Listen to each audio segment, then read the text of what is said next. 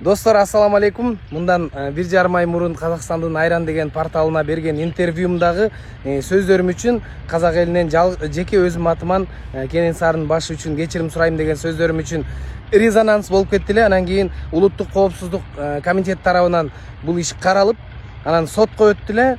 330 статья бул эл аралык кастыкты козутуу деген статья боюнча сотко өттү эле. Сот бүгүн бүттү. Өкүм баягы сот иши аяктап туруп өкүм ишке кирди.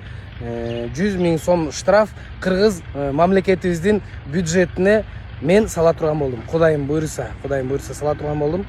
Кандай болсо дагы ошол бир мүмкүн ушундай бир мүчүлүштүктөрдү кетирип дагы, мындайча айтканда косяк кетирип дагы болсо, өзүмдүн мамлекетимдин казынасына 100 000 сом салууга ушундай мүмкүнчүлүк түзүп берип койгонуна Кудай Таалага миң мертебе шүгүрлөр.